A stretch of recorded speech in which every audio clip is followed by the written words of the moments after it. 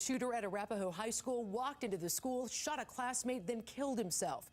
17-year-old Claire Davis was shot at point-blank range. Her family releasing a statement this afternoon saying our beautiful daughter has severe head trauma. The Arapahoe County Sheriff says there was no time for Claire to get away from the suspect.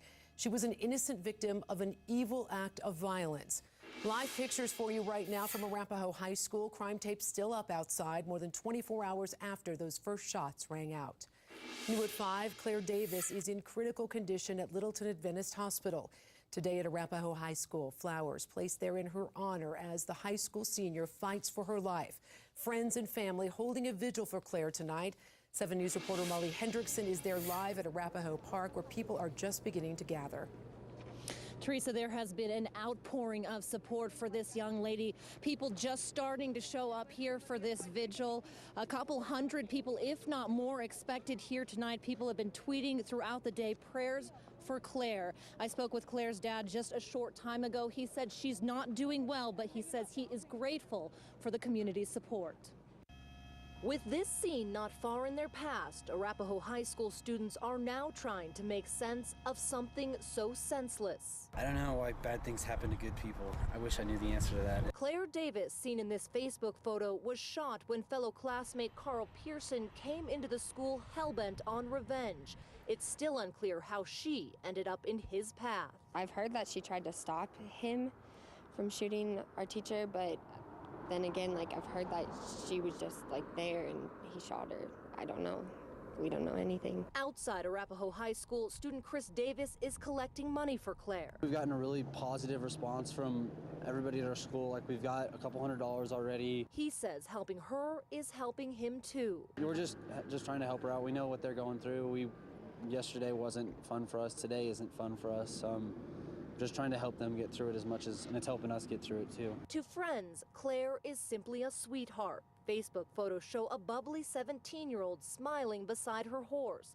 Longtime neighbor Matt De Niro. You can't really be doing well in a situation like this. You can just try to take it, 1 hour at a time. Hopes and prayers for Claire. Prayers for Claire. It has become a mantra in this small community as the 17-year-old fights for her life.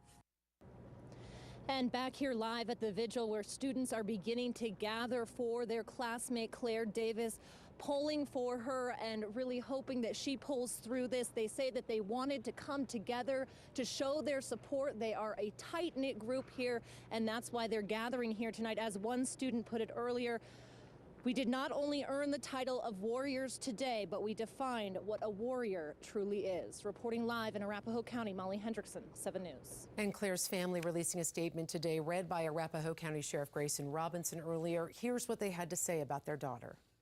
Our beautiful daughter, Claire Davis, has severe head trauma as the result of a gunshot. She needs your continued prayers. We would like to thank our family, friends, the community, and the equestrian community for their outpouring of love and support, as well as the school for their continued support of the students and teachers. We would also like to express our gratitude to the first responders and the trauma team at Littleton Adventist Hospital for saving our daughter's life and quickly getting her into surgery. Claire is still in critical condition, and your prayers are appreciated. At this time, we ask that you respect our wishes for privacy for us and the hospital. Thank you for your continued support, love, and prayers, the Davis family. Claire was the only student shot at Arapahoe High School yesterday. Breaking developments in the investigation now. The Arapahoe County Sheriff says they've looked at surveillance video from inside the school, piecing together what happened in that 80 seconds that it took for the shooter to inflict terror, then end his own life. The suspect armed with plenty of ammo and the intent to kill. 7 News reporter Marshall Zellinger live at Arapahoe High. Marshall, the sheriff telling you he thinks the shooter intended to kill multiple people. Teresa, that's based on the amount of ammunition and the type of weapons that the shooter brought with him to Arapahoe High School, which tonight remains a crime scene. Just a short time ago, right by that Arapahoe High School sign, I saw some law enforcement on patrol. Yesterday, the sheriff said that the target of the shooting was a teacher, who we've identified as librarian and speech and debate coach Tracy Murphy. Now, this afternoon, the sheriff saying more lives were at risk. When the shooter came to school at 12:33 yesterday, he had a pump-action shotgun, which he legally bought 1 week ago yesterday. He also wore a strap of ammunition that he bought prior to coming to the school yesterday. He fired his gun 5 times, shooting victim Claire Davis at point-blank range. He also had 3 Molotov cocktails, igniting one of them, which set a bookcase on fire. From his entry to the school to killing himself took 80 seconds. Certainly his motivation to come here yesterday was the upset that he had with the faculty member, and we believe the faculty member was his initial target, but we believe, based on the fact that he was armed with multiple rounds, armed with a machete, and armed with 3 incendiary devices, his intent was evil, and his evil intent was to harm multiple individuals. You're looking at the south entrance of Arapahoe High School, and we found out from the sheriff that the shooter parked his car on the north side, just on the other side of the building, and entered right near the library. We also found out more about the disagreement between the shooter and the teacher. The sheriff telling us it was over disciplinary action about the speech and debate team from September, and that a verbal threat was made by the shooter and reported to authorities also in September. The sheriff now looking over what was taken in that report and what has happened over the last 3 months. Reporting live from Arapahoe High School, Marshall Zellinger, 7 News. Right now, investigators are still gathering evidence from yesterday's events and learning more about the student who stormed the school with a shotgun. We continue our live team coverage now with 7 News reporter Tyler Lopez. Tyler, classmates telling you they were shocked to learn who did this. Absolutely, Teresa, saying this is the last thing they would have expected from him. Universally, he's been described as very intelligent. Students today saying he often talked openly about socialism politically, and that he always had to be right, as one student put it, even about petty things. But we also learned today about that threat. And the question going forward in this case is who knew about the threat and what was done about it. The sheriff also making it clear today that he'll have no part in glamorizing what this teenager did. I am no longer inclined, nor will I speak his name in public. He is someone who victimized an innocent young lady by an act of evil, and in my opinion deserves no notoriety and certainly no celebrity. We did today, though, gain more insight into 18-year-old Carl Pearson, known to a neighbor as a very polite kid, someone who referred to adults as sir and ma'am. Never an instigator or troublemaker, we're told. This man told me he recently tried to sell a car, and the teenager, Carl Pearson, came over to try to buy it. Turns out, though, the price was too high. And when he left, he wasn't angry or upset. He didn't stomp off. You would have thought him as the all-American young man. In fact, I still do. My heart just stopped for him and for his family. He also told me today he certainly feels for Carl's younger sister. He said he never knew this family to talk about guns or weapons. He said he himself was a hunter. They never talked about it. He said he never saw NRA stickers on their cars or anything like that, which lines up with what the sheriff told us today, that he believes the teenager bought this weapon 1 week before the incident. Now, while crime scene tape is still up here tonight, we're told the sheriff may release the school back to Littleton Public Schools sometime midday tomorrow. Live in Centennial, Tyler Lopez, 7 News. We're constantly getting new information on the investigation at Arapahoe High School. Right now, we know the victim, Claire Davis, is in critical condition at Littleton Hospital. Investigators still out there at the school, and they have been working around the clock to gather evidence there. They also searched the Highlands Ranch home where the suspect lived with his mother. On our 7 News app, you can hear the latest press conference in its entirety and get ongoing coverage of the tragic events. The President and First Lady lighting candles this morning to remember those who died in the Newtown shooting 1 year ago, lighting 26 candles to represent the 20 children and 6 adults who died. At 9:30 this morning, they observed a moment of silence. 1 year after the shooting, the Obama administration has only been able to take minor action on preventing another tragedy. So far, 23 executive actions have been taken, including a $100 million mental health initiative. A handful of states have installed background checks or bans on high-capacity guns, but more than a dozen states have actually loosened laws. New at 5, Mothers Against Gun Violence gathered in Denver to remember Newtown. The Colorado chapter of Moms Demanding Action for Gun Sense in America, organizing a moment of silence for the victims out at Cheeseman Park today. And right now, several inches of snow in Buffalo, New York. It's blanketing everything, roads, homes, and cars.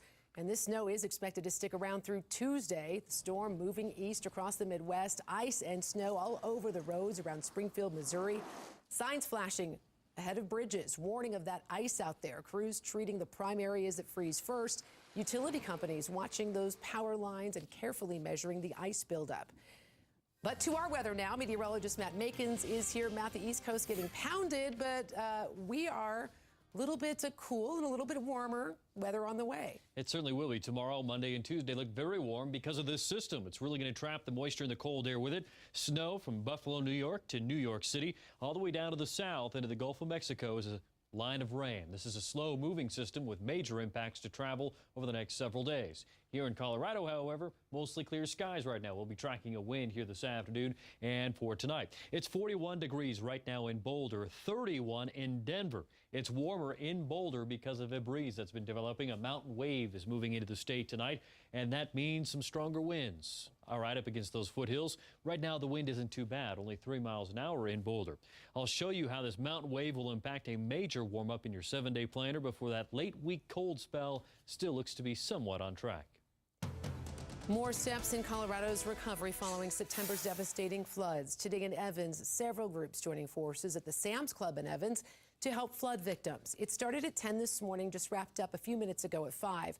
Donations of cash and unwrapped toys received at the event will be distributed at the Evans Recreation Center next Saturday. FEMA's closing down 3 recovery centers today. Those centers in Boulder, Larimer, and Weld counties all closed at 3 o'clock. The closures come 3 months after the devastating floods. Flood victims will have to call FEMA now with any questions. New information. Sheriff's deputies confirming 3 men killed in a plane crash in western Colorado were all from Mesa County. The wreckage of that plane was found Thursday night in a remote area. The men were checking on livestock in Grand Mesa at the time of the crash. The NTSB is still investigating. A developing story. We now know more about what led up to the multiple stabbing outside Mile High Stadium after Thursday night's game. Police say a fight broke out because of a traffic incident, not the Broncos' loss to the Chargers. Police say the suspects were backing out of a parking space and nearly hit the victim's car. 3 men were stabbed and 3 men were arrested. A Denver woman accused of hitting her boyfriend, Aaron Ralston, whose self-amputation ordeal inspired the movie 127 Hours. Vita Shannon's trial will start February 19th. She's accused of striking Ralston during an argument a week ago. Ralston's right hand was pinned under a boulder in Utah Canyon back in 2003. He had to cut it off to escape. New developments now. Members of the African National Congress joined Nelson Mandela's family at a military base today for a farewell ceremony. More than 100,000 people filed past Mandela's coffin over the past 3 days at the Union Buildings in Pretoria. A military transport plane will now carry the body to Eastern Cape Province, where it will be driven to Mandela's ancestral hometown. No one won the $425 million jackpot in last night's Mega Millions lottery drawing. That jackpot now expected to reach $550 million in the drawing next Tuesday. The largest jackpot ever, though, was more than $500 million back in March of 2012. Right now, we're tracking the latest developments after the shooting at Arapahoe High School in Centennial. After the break, we'll hear from one student who came within feet of the gunman. Plus, this massive fire set on purpose. Why firefighters sprayed jet fuel on it, trying to put it out. And take a look at this. A building that's on fire turns into an ice castle.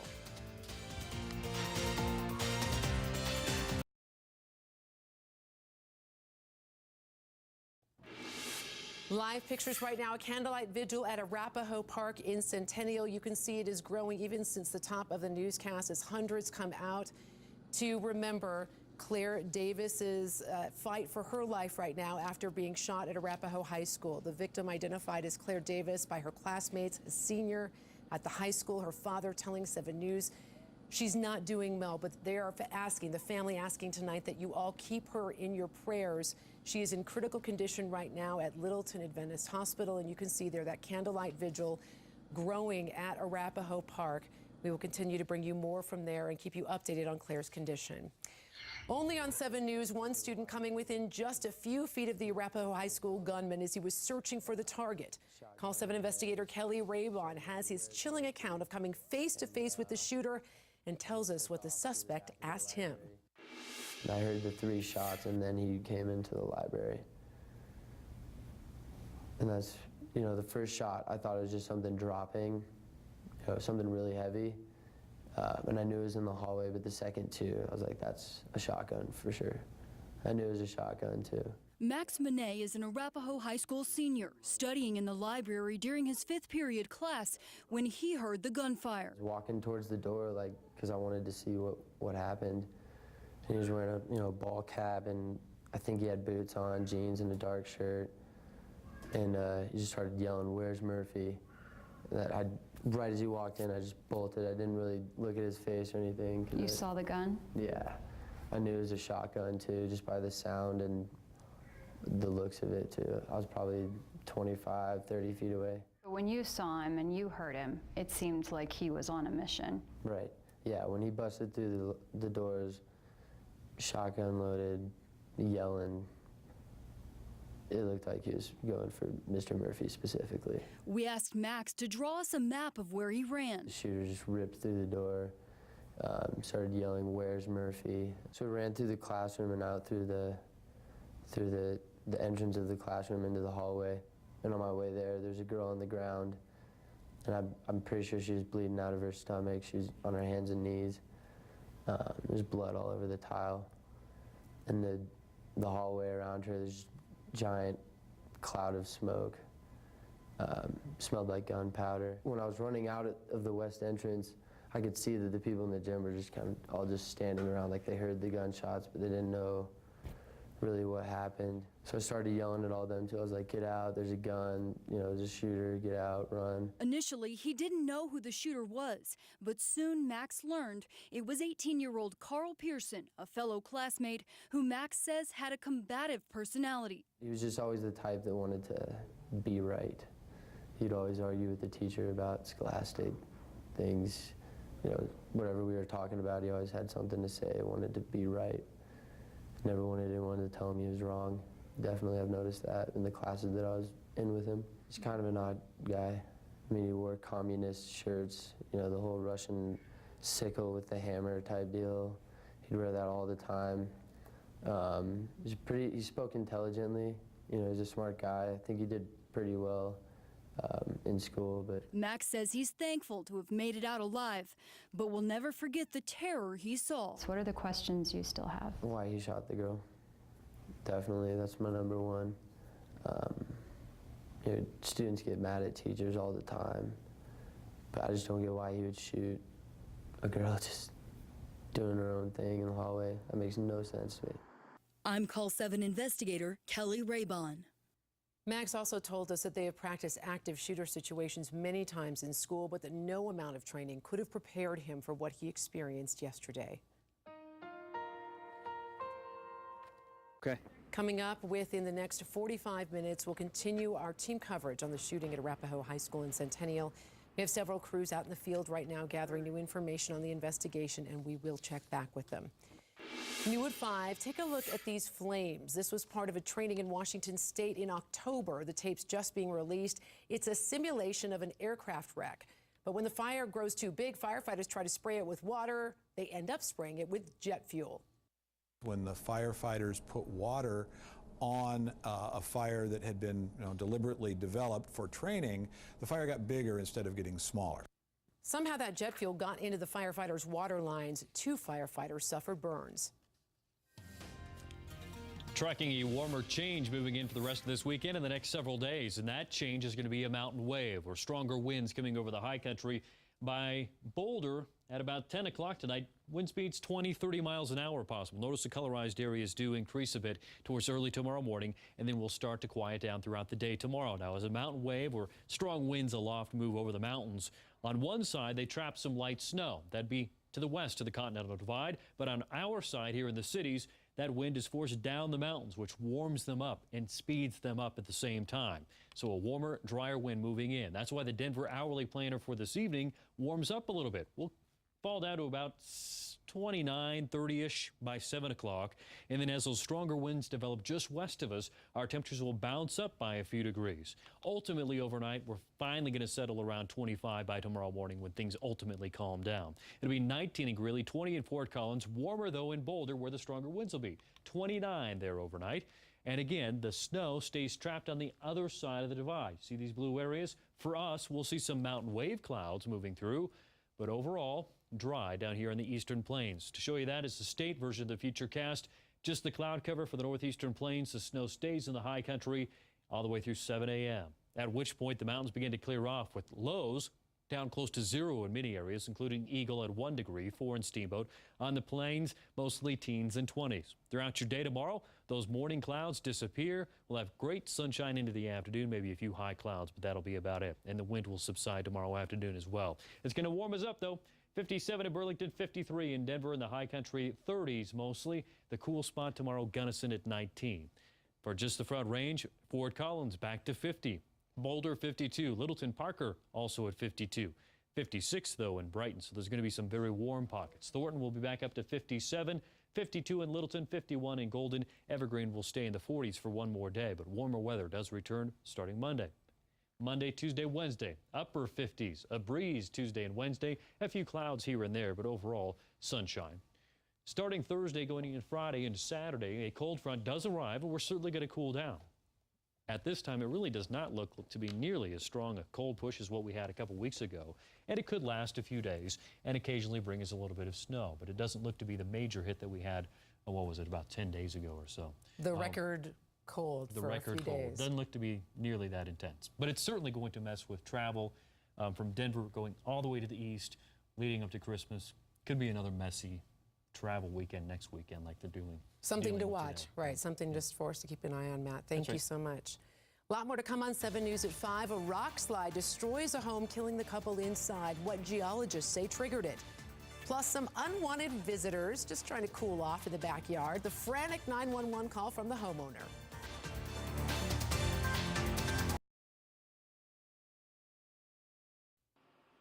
In Utah, a rock slide crushes a house. Geologists think thawing ice may have triggered that slide.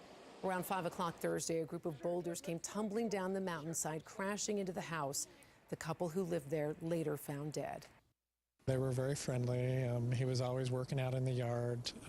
They'd sit on the patio in the mornings and drink coffee and wave to me and invite me over for wine once in a while. Very, very nice neighbors, very kind and friendly, and they loved their life here. You could tell they were very happy.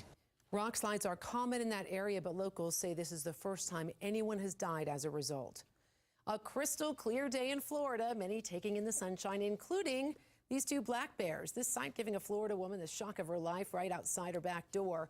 A group of black bears swimming in her pool. Terrified, she called 911. Two bears in my balcony, they're trying to get in the house. I'm so scared they're trying to break my window. The bears played for nearly an hour, dipping their toes in the pool, spraying themselves with the hose, and roughhousing a bit. Time to check in with Arn Anderson to see what's ahead in sports. Hi, Arn. Hey, Teresa. We are a week away from CSU's first bowl game in 5 years. Rams and Washington State in the New Mexico Bowl. The clock is ticking. Hear what Coach Mack and company had to say after their workout at Hughes Stadium. And the Avs welcome the Wild to Pepsi Center with open arms. We have a preview of tonight's game. That and more, much more, heading your way a little bit later in this show. We'll see you then. Sounds great. See you soon. Much more to come on 7 News at 5. It's very nice out now and for a few more days, but some cold is on the way when you're going to see a major drop in temperature. And our continuing coverage after the shooting at Arapahoe High School in Centennial, where the investigation stands tonight. Live team coverage after this.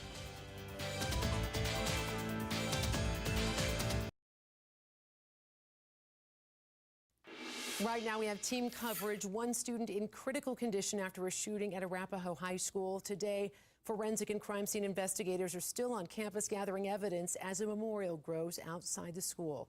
We start with 7 News reporter Marshall Zellinger. And Marshall, the sheriff revealing more about what happened inside the school yesterday. Yeah, the entire incident from the time the shooter stepped foot inside Arapahoe High School to the time he shot and killed himself in the library lasted 1 minute and 20 seconds. The sheriff telling me the suspect can be seen on the lion's share of surveillance video which captured the shooting. We now know the shooter had a pump-action shotgun, which he bought 8 days ago. He bought ammo, which he wore strapped around his chest prior to coming to school yesterday. He fired his gun 5 times. He also set off a Molotov cocktail, which set a bookcase on fire. The sheriff believes no one else was involved in this plot, but is still trying to find out if anyone knew in advance. We are confident that the shooter was the lone participant. We do not believe there were any other co-conspirators. We do need to look further into his lifestyle to ensure that no one else knew about this specific plan. But in terms of other actors yesterday or immediate co-conspirators, there are none.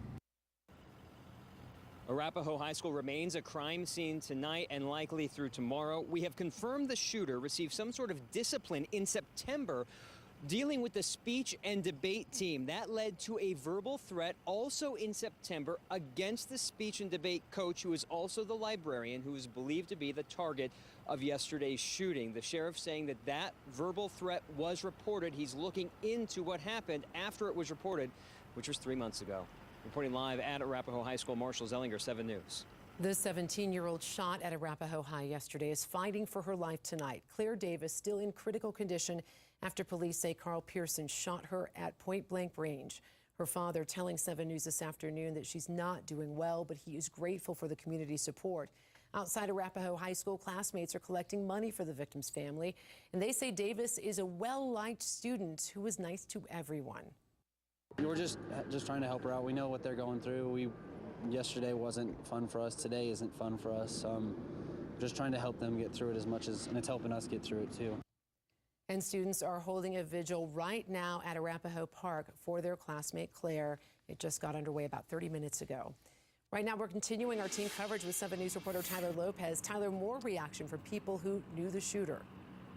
And Teresa, definitely surprised. So far, no one is telling us that they saw this coming. But the problem is what Marshall described for the school and for the district and for the sheriff's office, too. This threat that Carl Pearson apparently made verbally soon after being disciplined from the debate team back in September. We talked with some students here on campus today. They told us they didn't hear anything about that threat, and they certainly had plenty of time to think about this young man, given what they've been through, including this scene on the track. They talked about hearing Carl say, "Where's Murphy?" Tracy Murphy, the librarian and debate teacher. Now, the sheriff says he doesn't believe that Pearson was kicked off of that team and says that from what he knows about the discipline, it appeared to be appropriate. We also talked with a neighbor today who tells me he watched Carl grow up for 15 years as a very polite young man in a very loving home unit. I would just say, even today, that they're really good people. I don't know what happened inside him that made him do that, but they're good people. They deserve a lot of sympathy right now. And he knew Carl Pearson to be very polite, described him as socially awkward, though, one who he felt through the family had been picked on a lot. But he also said he never saw any tendencies that this young man would be a bully or be violent himself. His classmates, though, reiterating what we've heard yesterday, that he had a strong desire to always be right. Live in Centennial, Tyler Lopez, 7 News. And right now we have continuing coverage for you on our 7 News app. We were the first to alert you of yesterday's events on our app. Right now you can find the full raw version of today's press conference with the latest information on the victim's condition as well as the investigation. Still ahead on 7 News at 5, a bartender turned minister. The story of a local man who's helping Coloradans who are living on the streets. Was a cooler day statewide. The warm spot Lamar at 50 in the high country, mostly some 20s and 30s. Denver itself 43, which is right at the average of 42. We're going to be warming up for several days, and we'll talk about that late week cool down and travel impacts using your 7-day.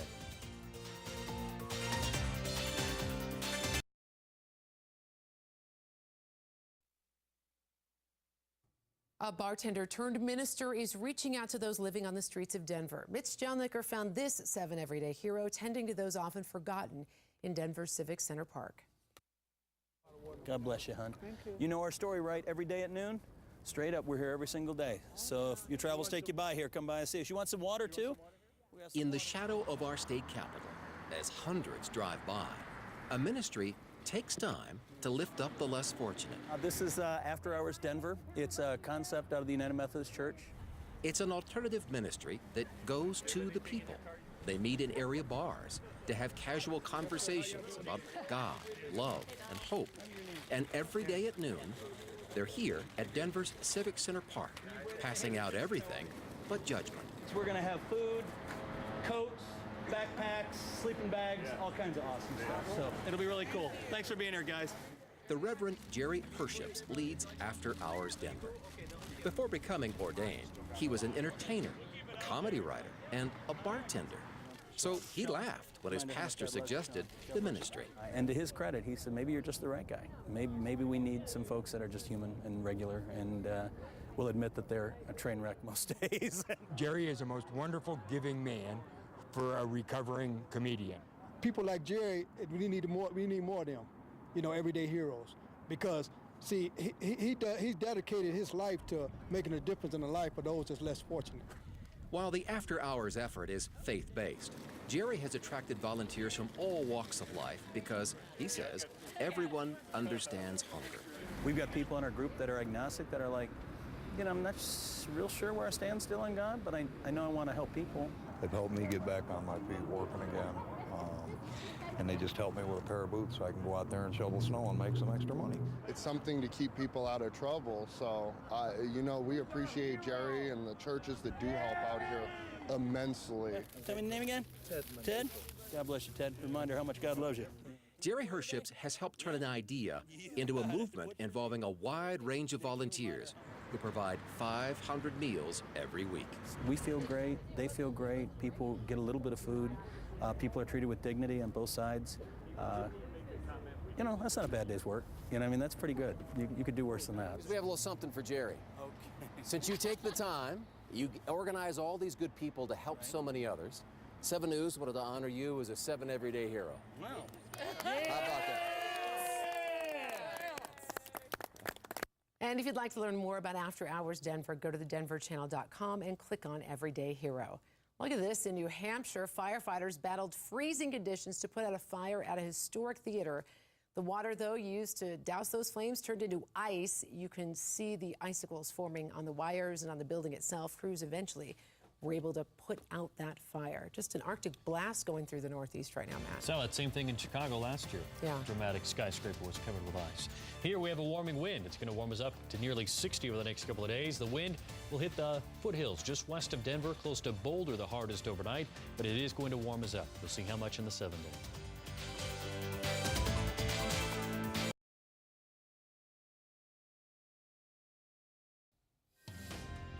A warming wind is moving in. Signs of it right now in Boulder. The rest of us are right around freezing and below, so kind of chilly.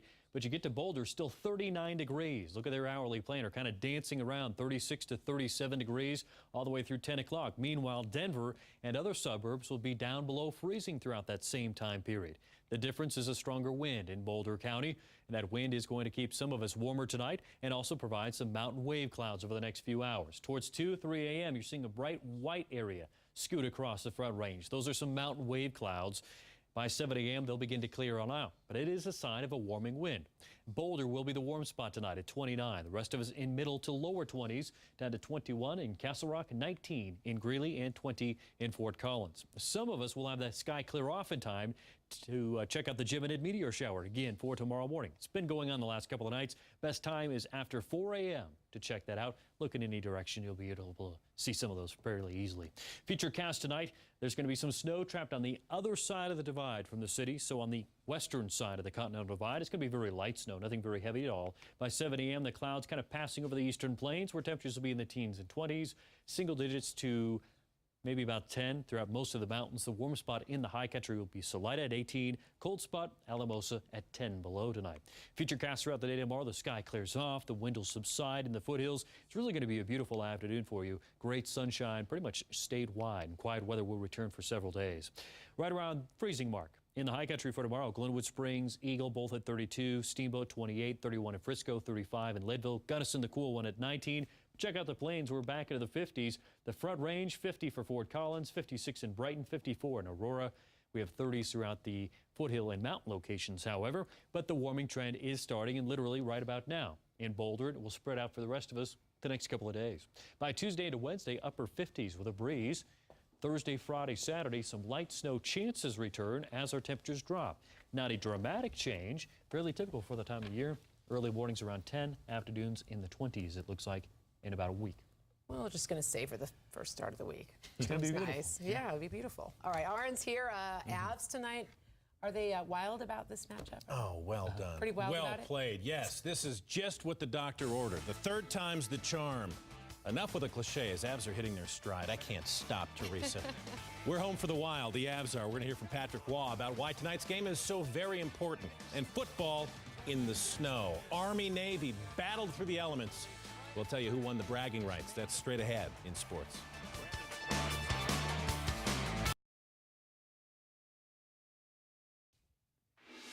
Welcome to sports. Avs got back in the win column Thursday night by busting out of a scoring slump. Tonight, they'll look to go 3-0 on the season against the Wild, a team that has had trouble putting the puck in the net. Avs have battled back from a 2-0 deficit to beat Winnipeg in a shootout 4-3. That's the most goals they've scored in 3 weeks. Jan Hayda returns to the lineup tonight, meaning the Avs will have their top defensive line intact. It's the division showdown, and with the parity we've seen thus far, every game in the West counts. A win versus the Wild is especially big.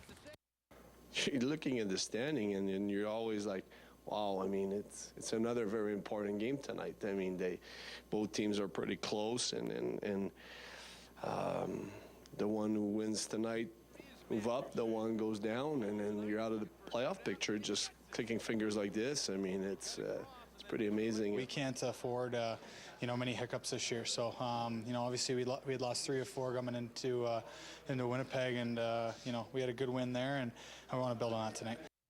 Nuggets are licking their wounds after losing to the NBA's worst team. The starters were awful. Jordan Hamilton and the bench helped erase a double-digit deficit. That 3-point play capped off a 26-8 run. Gave the Nuggets a 2-point lead heading into the fourth quarter. Jazz simply ran away with it. Gordon Hayward hit for a game high 30. Nuggets dropped their 3rd game at Pepsi Center. They lost 3 games all of last season. Brian Shaw says changes in the starting 5 may be on the way. I don't know if I have to shake it up or what I have to do with that starting lineup, but the chemistry, for whatever reason, is not there. And it's putting too much pressure on our bench to have to come in and night in after.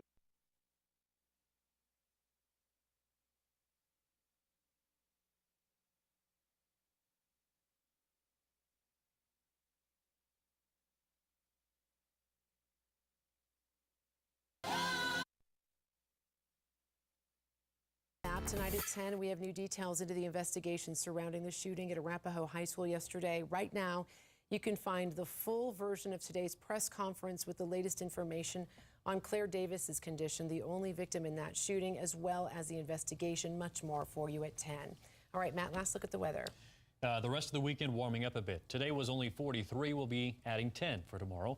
Monday, Tuesday, Wednesday, upper 50s and a few neighborhoods hitting the low 60s. Starting Thursday, next cold front arrives. It'll be a strong one, but not necessarily, record-setting like the last one was. Friday into Saturday, slight chances for snow. Emphasis on slight chances for snow this time. All right, sounds good, Matt. Thank you so much, and thanks for joining us this evening. Have a great night. We'll be looking for you back here for 7 News at 10.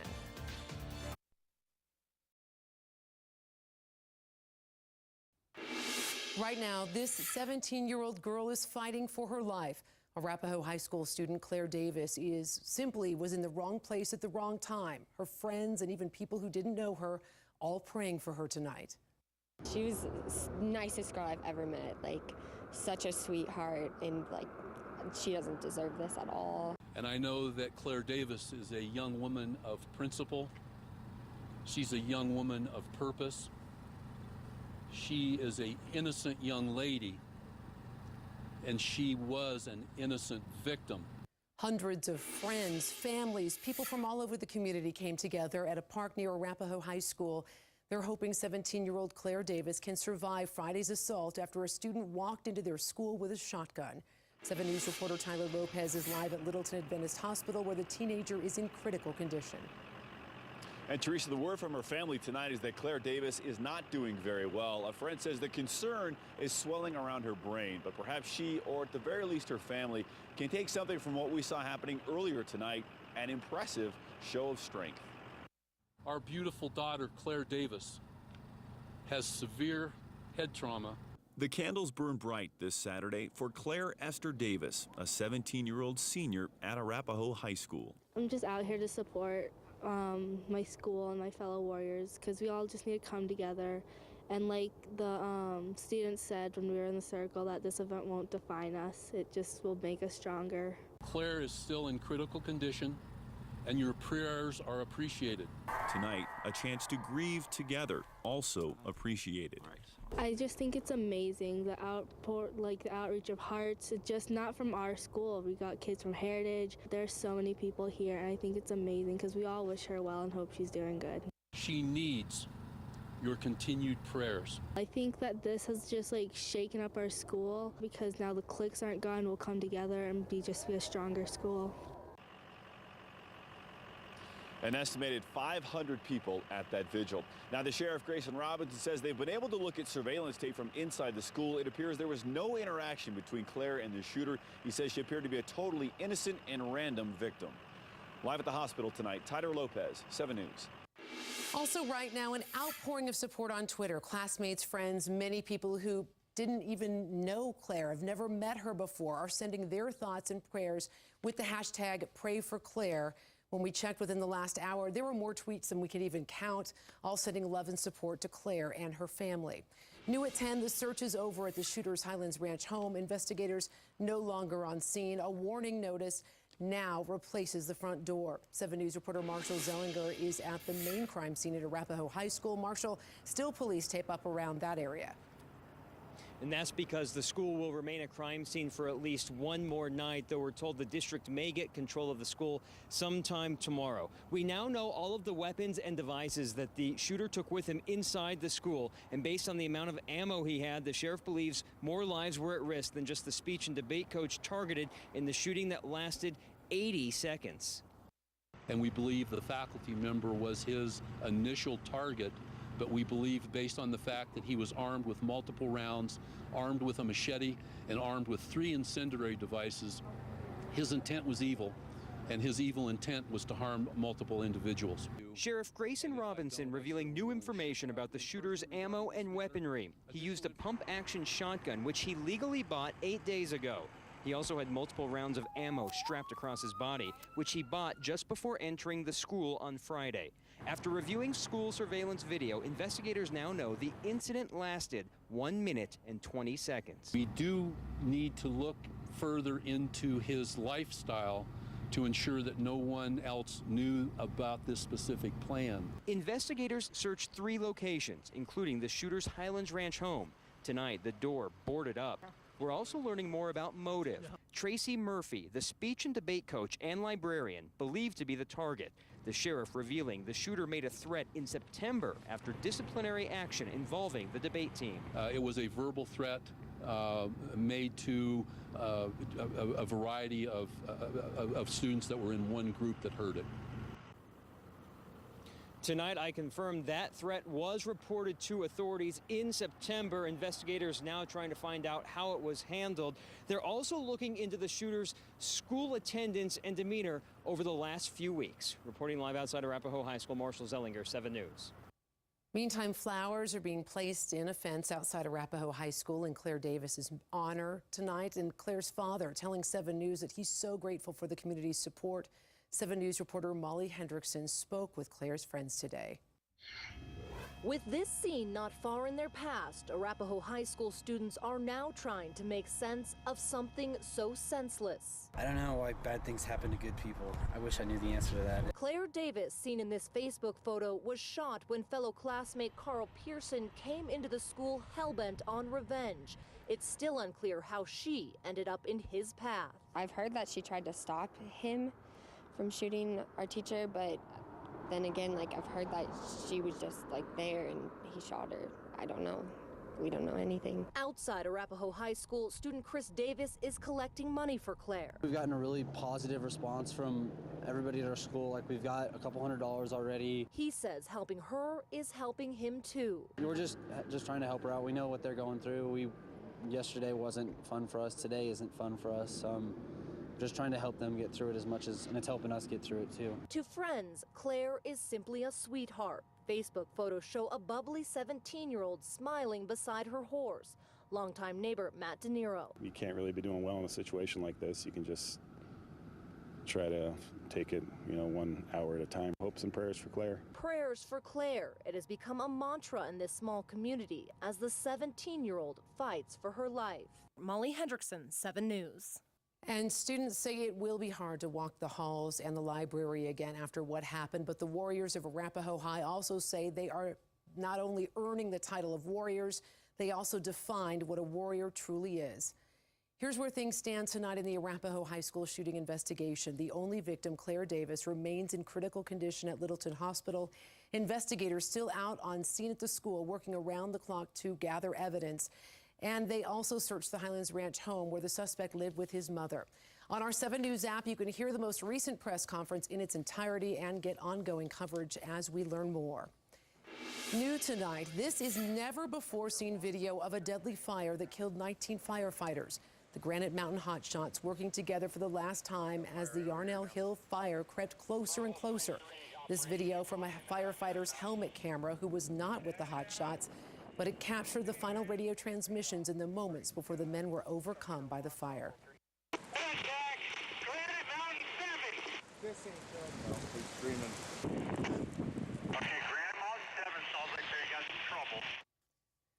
Minutes passed with no word. The 19 Granite Mountain hotshot firefighters lost their lives in the fire last June.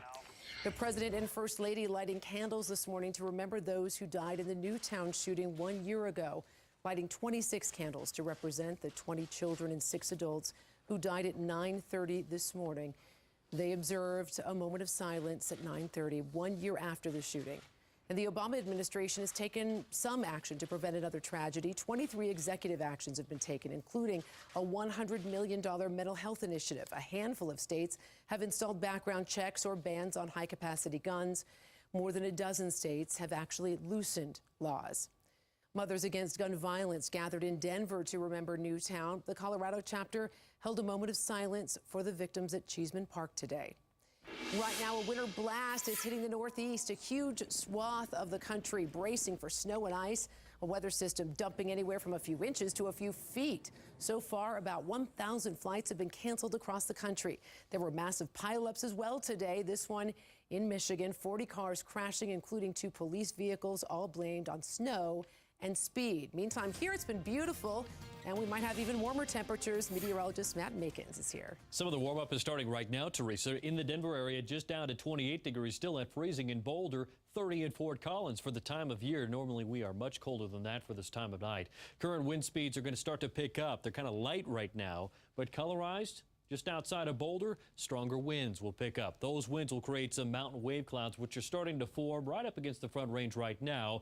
That's all leading to a warm-up over the next several days. See how warm and how long it lasts in the 7-day planner.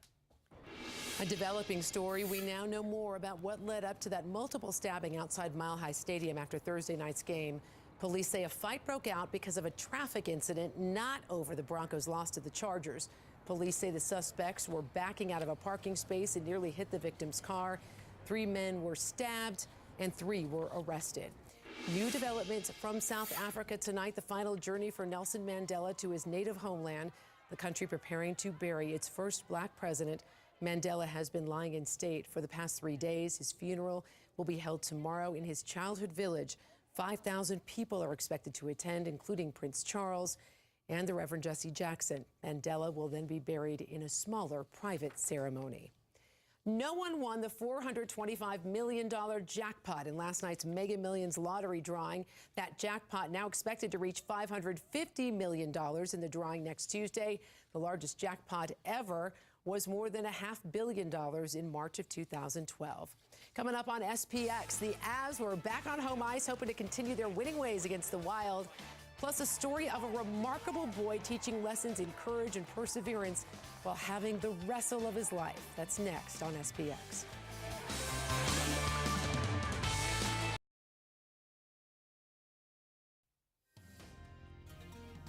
Starting a warming trend tomorrow that's going to last several days, and it's coming to us because of some stronger winds. Now, right now, the wind gusts aren't all that high, about 15 miles an hour in Blackhawk, but the colorized areas show you the exact pinpoint locations that will have some stronger wind gusts overnight. Not necessarily super strong, about 20 or 30 miles an hour into the morning, like Boulder, as we go towards tomorrow morning, gets a little bit higher. But notice it only stays in those same exact areas. They'll be the warmest overnight. Basically, what's happening, strong winds are coming over the Rockies tonight. On one side, the winds are kind of wringing out a couple of snowflakes on the western slope, but at the eastern slope, those winds come downhill, they speed up, they get a little bit warmer, and that's going to start our warming trend tonight. Futurecast cloud version shows the snow staying west of the divide. A few mountain wave clouds develop at times and spread across the plains as those winds get a little bit stronger, but it's going to keep us warmer tonight, like Boulder, 29 degrees, Denver, 25 in Parker, and 26 in Castle Rock. For the state, the cold pockets remain in the high country because they're not affected by that wind. We'll be down to 10 below in Alamosa. Lyman, hardly a wind, and 11 tonight. Throughout the course of the day tomorrow, notice the clouds of the plains dissipate. Most of the clouds in the high country start to disappear as well. Some of the colder valleys will hold on to some of the low clouds, but overall, mostly clear skies for the state. And the warm-up begins. 55 for Denver, 52 in Boulder. Out in the plains, Burlington 57, Lyman 50. The high country mostly 30s. Ballpark of freezing in most spots like Eagle and Glenwood Springs, both at 32. A little bit warmer in Salida, 45 there, but only 19 in Gunnison. Just for the north central sections, 40 in Estes Park, 56 in Brighton. Greeley, the cool spot at 48 there in the river valleys. 50 for Fort Collins to the south, and Castle Rock and Elizabeth staying in the 50s. For the metro area, a range of 57 in Thornton to about 52 in Littleton, 52 also in Boulder. Check out the 7-day. It's going to stay very warm, nearly 60 Tuesday into Wednesday. Yeah, a cold front arrives late this week. It doesn't seem to be all that strong, though. So slight chances for snow and a modest cool down this time, it looks like. All right, looks like a lovely week. Also, we are getting reports right now of about 20,000 folks without power in Greeley. We've contacted Xcel. They don't have a cause just yet. If we get one, we'll fill you in. For now, though, stay right there for SPX. This is 7 Sports Extra, presented by Ram. Guts, glory, Ram. Good evening. Welcome to the show. I'm Art Anderson. Here's the rundown. Avs welcome the Wild to Pepsi Center. They've owned them, only this was the one that, well, it got away. Jameis Winston, the winner. We're going to hear from the youngest Heisman winner in history. Broncos D lineman Malik Jackson is making an impact on the field and in the lives of rescue dogs. We have his story. And we're going to introduce you to a 12-year-old named Spencer Hawk. He's an inspirational story, amazing athlete, and he's from Fort Collins. By the way, there was a big upset in Breck. Sean White, second in the half pipe. First, though, the Avs, off to one of the best starts in team history. Middle of the pack, though, in the Western Conference. Every game counts, and this is one they'd like to have back. Avalanche struck first with their third line. Maxine Talbot, deflection. Unbeaten 17-0 in scoring first, 18-0 when leading after 2 periods. Wild would tie it with 4 minutes left. Ryan O'Reilly stuffed on the shootout.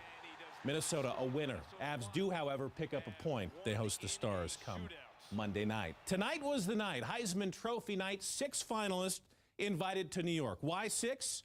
Who knows? This vote wasn't even close. Here's your official announcement. And the winner is Jameis Winston, Florida State University. No suspense at all. Winston was left off of 113 ballots and still posted the 5th largest margin of victory. At 19, he's the youngest winner and the second straight redshirt freshman to capture that award. Next month, Jameis leads Florida State against Auburn in the national championship game. Mother Nature had a hand in the 114th Army-Navy game.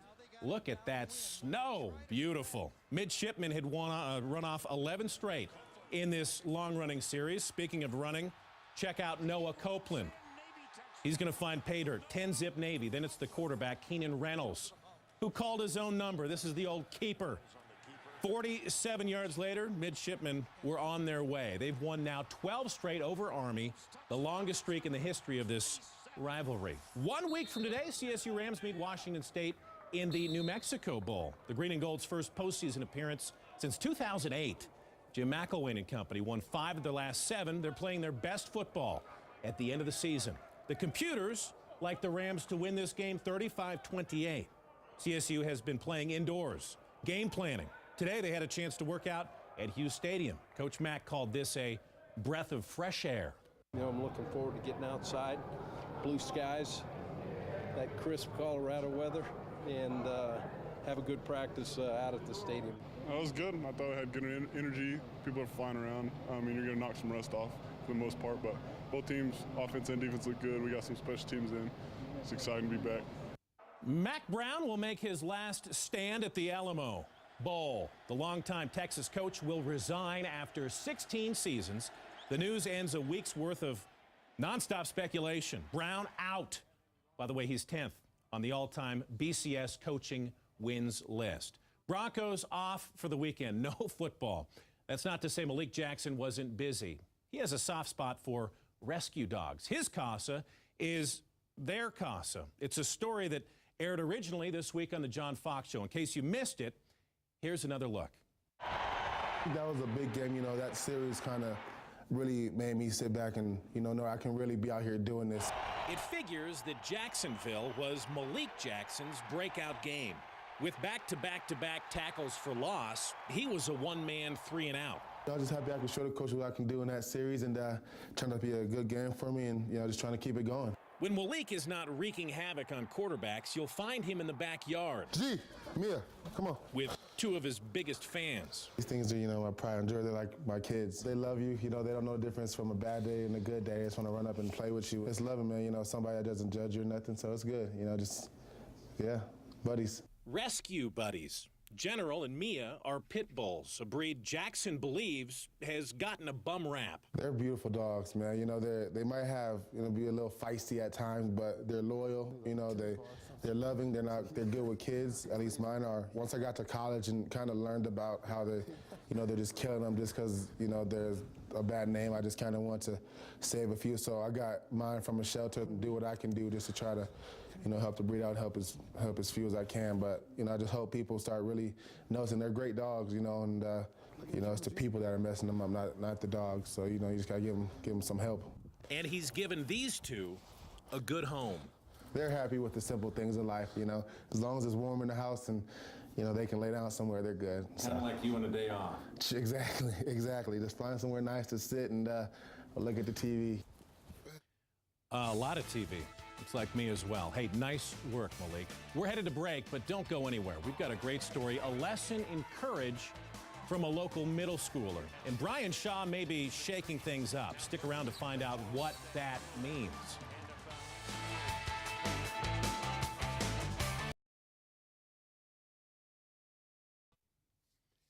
Welcome back. Spencer Hawk is a one-of-a-kind, an athlete with a big smile and an even bigger heart. He's a remarkable young man who's making an impact on the wrestling mat. Major King has his story. Wrestling is the last combat sport left in middle schools and high schools. It is twilight on a bitterly cold winter's night. You're out in the middle of the mat, just you and him, and best man wins. And the atmosphere at Bolts Middle School is electric. Right hand to his hand, don't stop! I had 2 moves that I try to use all the time. It's kind of like what my coach calls a Russian. But tonight is so much more than just a schoolboy duel for Spencer Hawk. You love the competition, don't you? When I see competition, I go for it, even if they're bigger than me. I mean, he's right up front watching, and he's cheering on his team. The 12-year-old 7th grader has no arms. His legs are now gone from just above the knee. Spencer was born with something called TAR syndrome, which is thrombocytopenia absent radii. It's very rare, very, very rare. But if you think he's on the team just to cheer, you'd be wrong. Wow, I think I know some people who are like me who have disabilities, and they've wrestled and they're really good. He's got a really good low single. Neutral is where he's best probably, but he's got nice reversals. Those are probably his best spots. Now, if you don't follow wrestling and don't know what that means, here is all you really need to know. Wrestling is difficult, and to be able to do it, you got to have a lot of heart, and Spencer's got that heart. Mr. Ray, he and I like this, he treats me like the other wrestlers. And at first I didn't like it, but then I got used to it. Spencer's been through a lot for a 12-year-old boy. He's had as many surgeries as he is of age. And yet he's done so much. Cycling with younger brother Owen, water skiing, practicing karate. Why not wrestle? He's strong in his upper limbs, he's strong in his lower limbs, his core is strong. But he is a wrestler with disabilities, and it is a competition. He doesn't win a lot. So in my mind, you know, Spencer is learning a lesson in humility and teaching a lesson in courage. So one of his teammates, Aiden Murray, he's been a good friend. He came to me and said, you know, I want to see Spencer wrestle 3 periods. and so it was that on this night, it was an exhibition match between 2 Bolts wrestlers. With Coach Ray's encouragement, get a leg, get a leg! Mom watching, proud as could be. I was exhausted watching him. And an entire gym going absolutely nuts. I witnessed Spencer getting the wrestle of his life. He grappled, he sweat, he persevered. When my other wrestlers see that he can overcome such obvious disadvantage, how do you not look into yourself a little bit and say, you know, I can do more, I can dig harder. The final score was 8-9, Spencer Hawk wins. Nice job! Our focus is raising a great person and giving him an education and helping him find what his skills are so he can go out and have a successful life. I'm still very able, and I think that I can still go through life any way I like. Nice job, guys. Nice match. Wow. Great story. Well done, Major. You can find out more about Spencer by visiting his website. He's an actor, by the way, as well. That's spencerhawk.com. Nuggets licking their wounds after losing to the NBA's worst team. The starters were awful. Jordan Hamilton and the bench helped to dig them out of a hole. A 26-8 run. Nuggets had the lead heading into the fourth quarter. Jazz simply ran away with this ball game. Nuggets had dropped their 3rd game at Pepsi Center. They lost 3 games at home all of last season. Brian Shaw says changes may be in the works for the starting 5. You know, I don't know if I have to shake it up or what I have to do with that starting lineup, but the chemistry, for whatever reason, is not there. And it's putting too much pressure on our bench to have to come in and night in after night and bail us out. Collegiate hoops, top-ranked Arizona down 11 in Ann Arbor. Cats battled all the way back. That's Brandon Ashley. Heavy metal, 2-point game. Michigan unable to hold on. Rondé Hollis Jefferson on the break. Gets the hoop and the hack. Arizona jumped in front. Up 2, 1.4 seconds left. Wildcats missed a free throw. Nick Stauskas for the win. Who are we kidding? Top-ranked Arizona survives. They stay perfect at 11-0. When we come back, one of the coolest scenes in hockey. Teddy bears on the ice in NoCo. That story on the other side of the break.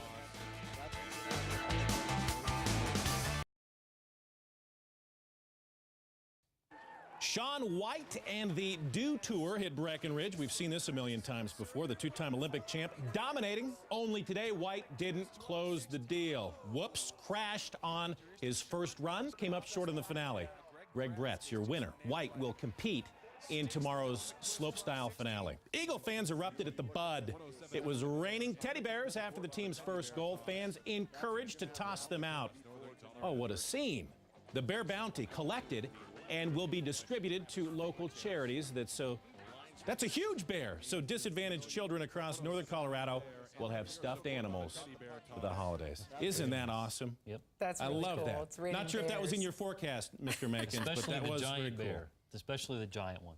Very good. Don't want to be under that one. No. All right. Thanks so much. Last word in weather, Matt. Very nice for the rest of this weekend. Calmer weather tomorrow, mid-50s, upper 50s for Monday through Wednesday. Good to let the kids out and play and work out their energy towards the end of the week. Some changes will arrive. All right. Have a good weekend and pray for Claire.